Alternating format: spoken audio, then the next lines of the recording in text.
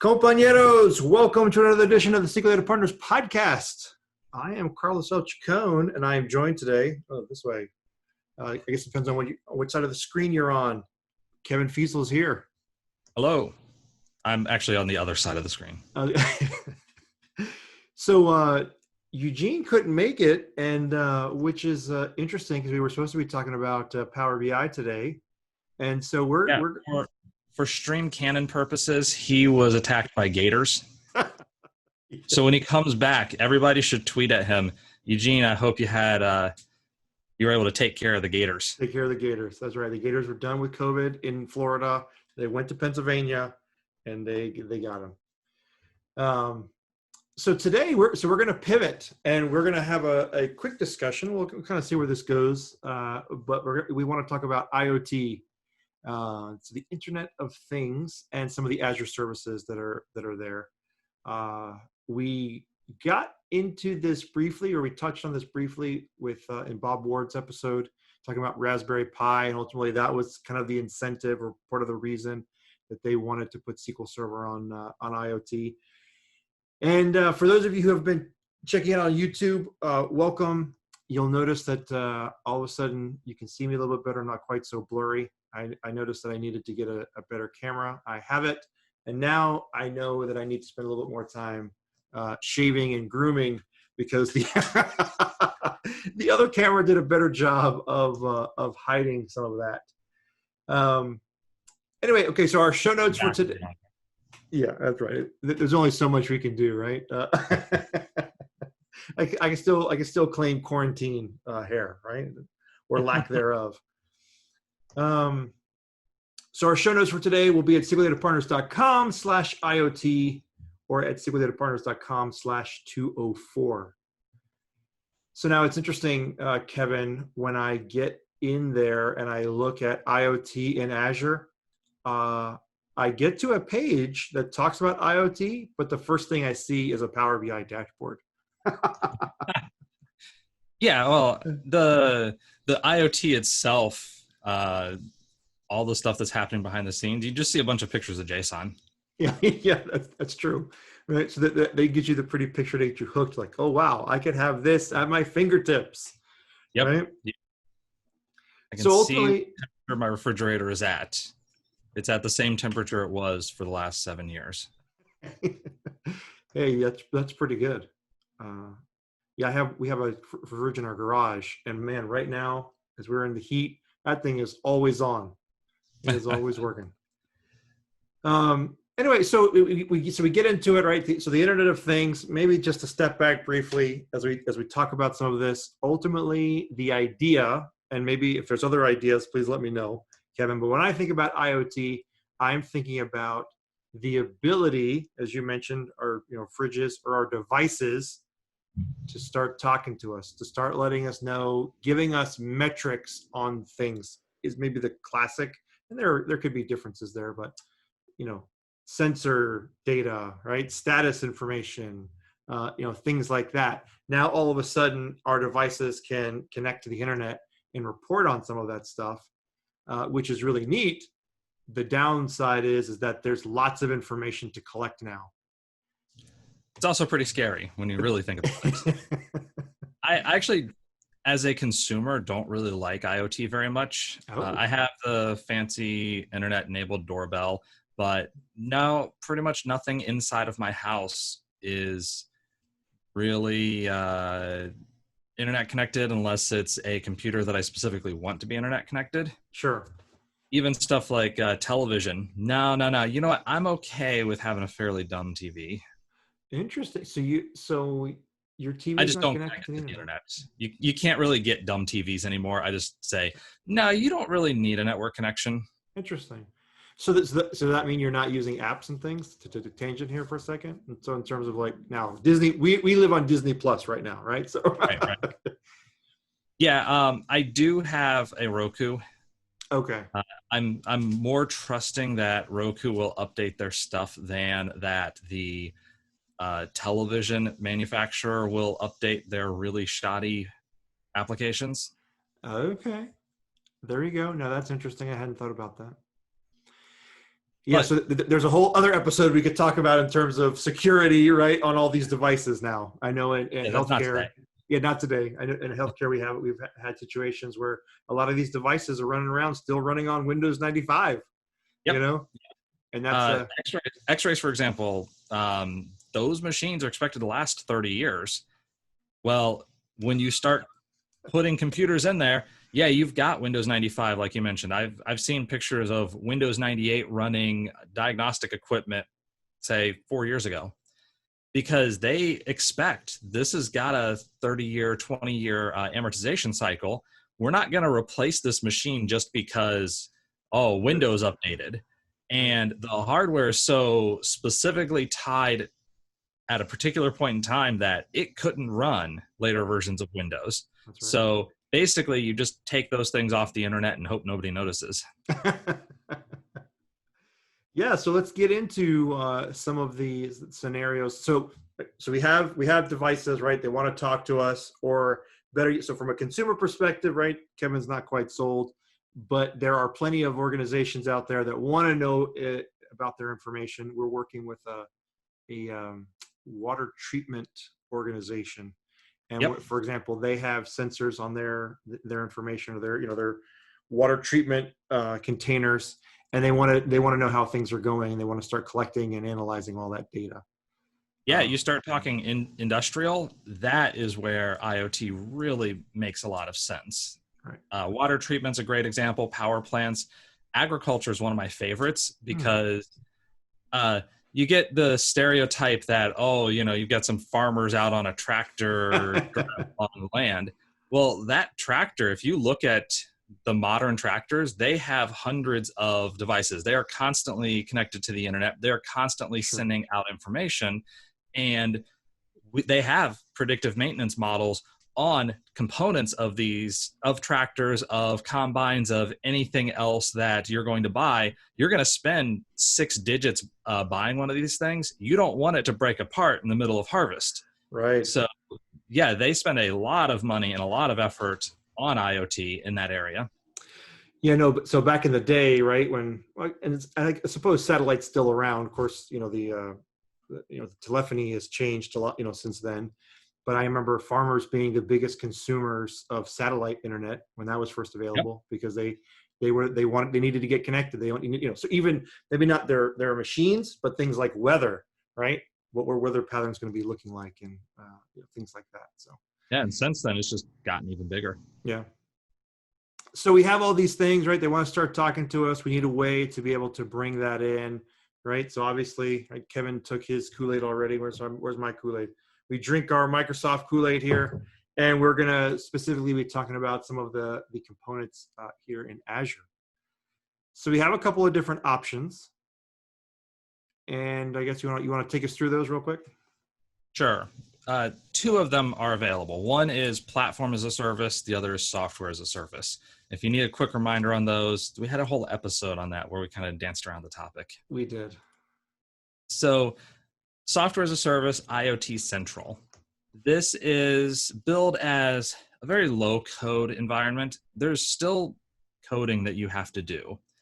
You could actually buy certain devices that are already pre-configured and they plug in.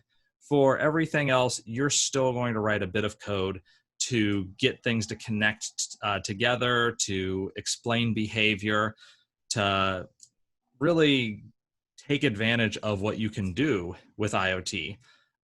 IoT Central will allow you to receive messages from devices, send messages to devices.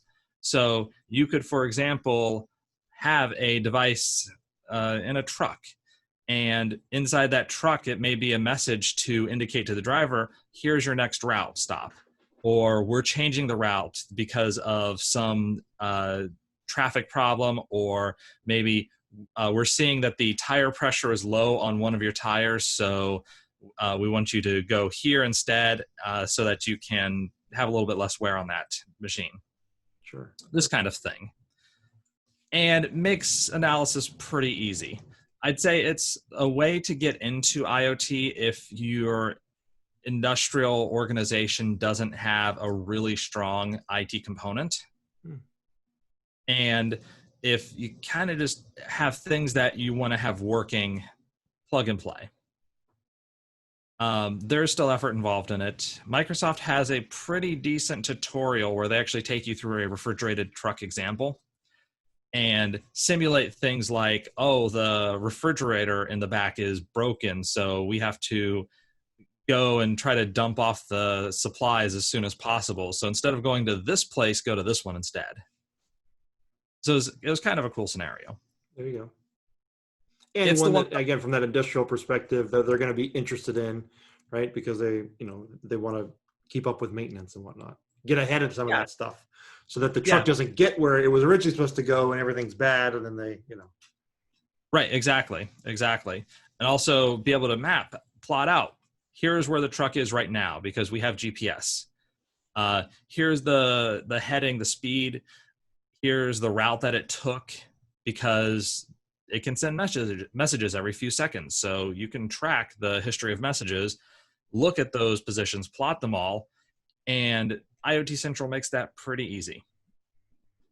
Now, on the other side of things, the side where you have a stronger IT infrastructure and you have more stringent requirements than what IoT Central can give you, is IoT Hub. So that's your platform as a service. It is essentially event hubs for IoT. Yeah. So it's really just the ingestion piece of it, right? Right. A little more limited, right? Because again, you're kind of making the point that you have all this other things that you can then do the downstream stuff with. Yep. So this is a message broker for IoT devices. It's intended to ingest from a large number of devices, because you usually don't have one sensor. You have dozens or hundreds of sensors on a device, and you may have dozens or hundreds of devices. Right. So the stuff starts to add up pretty fast. You have this information coming through. The information comes from Iot Edge. So Edge is what you install. It's the software that you install on the device itself. So that device is probably running Linux and or something. Yeah, it doesn't have to be Linux exactly, but the most common scenarios tend to be Linux. You could actually have Iot Edge on Windows if you have Windows-powered IoT devices. They're a thing. Yeah, are they? I was going to say, I thought with Windows 10 or with the Microsoft phone, right? They kind of given up on some of that stuff, but yeah. I never got one of those, but I actually thought about that last generation because I was right at that time. I needed to get a new phone, and I was kind of sick of Android. I can't afford iOS, right? And Windows phones, like, oh, maybe I'll try it. But the one phone I was interested in didn't even work on Verizon's network, so that made it simple, right? Like if you can't get your phones to work on one of the major networks, I understand that Verizon still, at that time, they were still using CDMA quite a bit, and that was a U.S. Specific standard. There didn't really get much traction outside the U.S., but now we're getting really far afield. Yeah. So IoT Edge, you're installing this thing on all these devices. You're configuring it to point to that hub, and then it starts sending messages. Now, the message it sends is, frankly, whatever you define the contract to be. IoT Hub just expects JSON. Whatever's in there, it will accept. So you write code. For example, you could write C# code, F# code, of course, other languages if you really wanted to. If you had to. So you write your code, you generate the class of the message. Basically, all you have to do is serialize some JSON and send it out. And IoT Edge will be able to handle that. Now, where it gets fun is that you don't want to have to try to manually deploy your code to hundreds, thousands, tens of thousands of individual devices. Yeah, I was going to say, I was thinking, like, if I have to program all of that, I'm assuming that my devices are going to have that enabled already, or that's going to be a way that it would be able to configure those devices, because now it sounds like there's a middleman almost in a sense, right? That I've got Yep. to And deal with. IoT Hub acts as that middleman. Okay. So in addition to being a message broker, it allows you to essentially I can create a Docker image of the code that I want to deploy, and it will manage deployment of that code to all of the devices. Because as a developer, I may not even have direct access to those devices. Sure. But as part of my production process, I can check in code, I can have the image pushed out to a container registry, and then I've configured IoT Hub so that each one of those devices gets my really special code or this variant of my code, because different devices, different sensors do different things. They Sure. send out different outputs. You probably have a larger number of images, and you say, well, for this particular device, it's measuring the air pressure on a tire. We may have some code that pushes out air pressure, interior temperature, exterior temperature, and a couple of other things. And then each one of the tire sensors gets those. And if you have engine sensors, well, here you're going to track other measures. You're not going to track air pressure. Yes, this is where, so compañeros, if you're out there and you've done one of these IoT projects, I'd love to chat with you about this a little bit more, right? To going through some of these considerations, right, that Kevin's talking about here. So if you've done that, let me know. Love to get you on the program, and we can chat more about your specific scenario. Yeah, just gently contradict me though. Don't. Let the academic down easy. So anyhow, we've got these deployments that have happened, and assuming that everything is communicating nicely, you now have a whole boatload of messages living in IoT Hub. And well, IoT Hub is just a broker. It's not the real message store. It doesn't want to hold those messages forever. It needs to go. So you have to get them somewhere. And the easiest somewhere to get them is Azure Stream Analytics. So Stream Analytics has a really easy way to hook up to IoT hubs and also to event hubs. Okay. And basically, it handles that whole, you've got a new message. You can set up things like windows where I am going to look at data over a 30-second time period, and they've got different types of windows. Tumbling windows is the classic example where I will look at this 30-second range, then the next, then the next, then the next. But they've got a few other options as well. So you can look at this data, aggregate it up, and then push it out to other places. Stream Analytics easily pushes to a few things like blob storage or data lake storage. It'll push out to Cosmos DB really easily.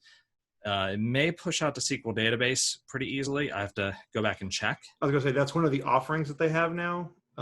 It looks like, well, at least the SQL database is part of that package, right, of the IoT piece. But so yeah. that's I was going to jump there. I had a question in terms of, so the Stream Analytics, it sounds like that's still a service where you can get some of those pieces, like you said, the sliding windows and whatnot. Why not, if you were going to do your own infrastructure, why not just go right to blob storage? I guess you still have to have that intermediate from the event hubs to blob storage. Yeah, you need a way to hook them up. Gotcha. Stream Analytics is, I think, the easiest way to do it. But frankly, you can write code that can read IoT Hub and read those messages and do special things. So that kind of depends on, how much. Yeah, depends on your need. Yeah. Azure Functions would be a really good glue as well. And I would probably still use Azure Functions after Stream Analytics because, Stream Analytics makes it really easy to just say, all right, give me my data.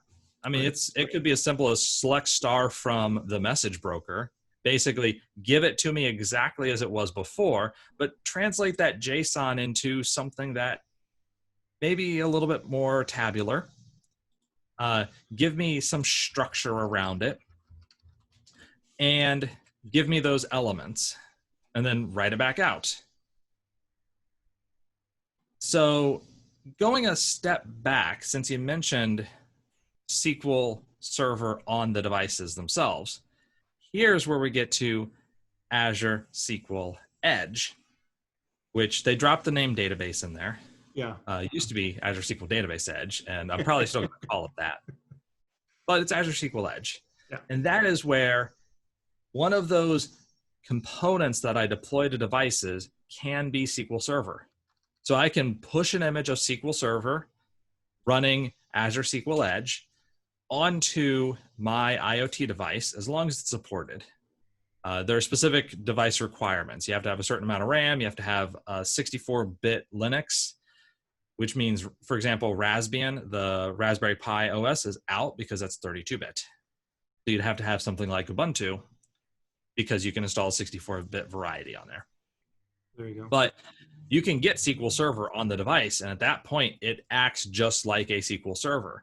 So if I need to store a lot of data, if I need to use something like machine learning services to generate predictions, I can easily connect to that. My .NET code that I'm writing, that I'm deploying out, is one container.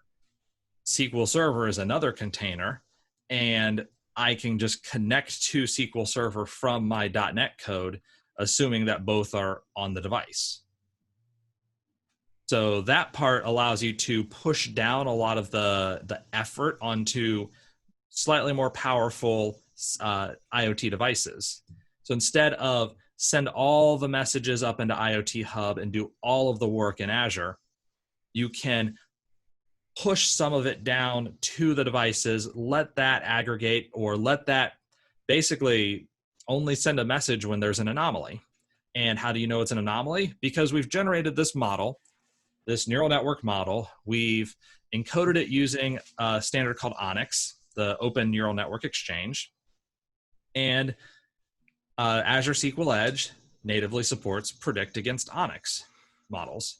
So I can send the ONNX model down there to the device, and I can say, predict, here's my data, current measures for air pressure, for external and internal temperature, for whatever else we may collect, and then spit back out a result that says, oh, this is normal. Well, if it's normal, we don't necessarily need to send that message every single time. Maybe we store in a table, here's the current state, and only when the state changes do we send a new message up. There you go. So that's where you get smarter devices, a little bit more powerful, interacting with SQL Edge to reduce that IoT Hub burden, to reduce that downstream cost of having huge numbers of messages that all effectively mean the same thing. Yeah, and I think again, just going back to what Bob mentioned in terms of the other component, it's maybe some formatting there, right? So if I know that I don't necessarily, if JSON's not going to be my my structure of choice, I do have some other options there potentially. Yeah, you essentially have SQL Server on the device, so you can create databases, you can create tables. The T-SQL is the same. There are minor limitations. You're not going to have, for example, all the different types of replication. Right. But for the regular development space, I think even right now, where Azure SQL Edge is in preview, it's pretty full. I tried quite a few things against it and didn't have that many problems. Okay. So as far as a development platform goes, you're essentially limited to the power of the device, of course. Sure.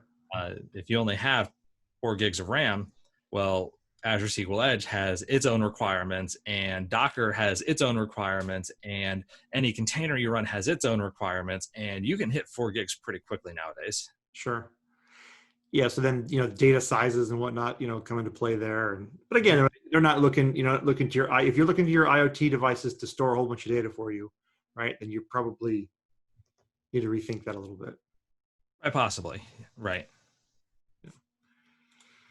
Yeah, so this is going to be interesting. I think there are a lot more organizations are trying to take a peek at this. I think while it is can be challenging. I mean, obviously, if you're willing to pay Microsoft, right? The services are there for you to get in and fairly easily kind of get started. Maybe I'll say that better, right? Yeah, And so I would agree. And once you have that data in, once you get it into a platform, a Cosmos DB, a blob storage, a Azure SQL database, or frankly, you don't have to go with those routes. You can take from Stream Analytics and use an Azure function to write into your own VM, whatever you're running in there. So you don't have to use all Microsoft Platform as a Service stuff. Depending on how you've set up your virtual network, you may even be able to write back down on premises and operate that way. So once you get it in those downstream data stores, it's just data at that point, and you can do everything that you've ever done with data because that's all it is now. Yeah, lots of fun. So lots of additional data for the data scientists, the analysts, whoever to start rolling around in, and then our responsibility is ultimately just to connect the piping, right? Yeah. And so yeah, it'll be interesting. Like again, I think compañeros, if for those of you who have had some success or failure, we like that too, right? Let us know. I'd be very interested in kind of. So where we've been talking with lots of customers about it. Again, these tend to be larger organizations, and they have all this infrastructure and things that they have to put out there. But it is interesting what's happening out there, right? And I think it will just continue to grow, right? Thanks. I hope so. Actually, my past summit pre-con this year is all about SQL Server on the Edge. So it's IoT scenarios. So if you want to hear me talk about this for 8 hours straight without a breath, oh man, that's how you do it. Yeah, new feats of strength for Kevin, right? His previous record of I guess this podcast, right? Without taking a breath, he's trying to go for a little bit more. Okay, well, not too shabby. So I guess if I can get this out. So you're doing that for Summit? Yep. Your Summit session. Okay, so if you're signing up for Summit. Yep. Full day training. Nice. What's that run you these days? Do you have it? Do you know off the top of your head? This year, I believe it is $400. There you go. The pre-con price dropped quite a bit from prior years, so I believe it's $399 if you want to attend and register for a full day training. But check out the Past Summit website for the real numbers, because who knows if I'm making stuff up. They could change and all that stuff. Okay, well, very good. Well, not too shabby. Kevin, thanks for that. Before we end today, I do have a couple of shout outs wanted to give for those showing a little love to the podcast and social media. Muammar Yajit, Burning H20 for Twitter handle. Obviously we didn't get a name there, but thanks Burning H for the love. Thomas Sykes, Christopher Kramer, at Stefan Sequel, and Jonathan Curie. So for you new listeners like Jonathan, getting caught up on the episodes, thanks for tuning in. I'm especially appreciative. I know now as folks reach out to me, the first sentence normally starts with, "I'm getting caught up because my commute's not what it used to be." And so for those of you who have lost a commute, still working from home, but still tune into the podcast, we do appreciate it. And of course, we're very interested in hearing about what you want to talk about. And so Kevin, if they want to reach out to you, how do they do it? Can't reach out to me directly, but if you want to talk to my refrigerator, it's on Twitter. There you go. I was going to say, it must go through Azure Synapse, to to get to Kevin. And compañeros, you can reach out to me on LinkedIn. I am on other platforms as well. Carlos El Chacon is my handle. Thanks again for tuning in to today's episode, and we'll see you on the SQL Trail.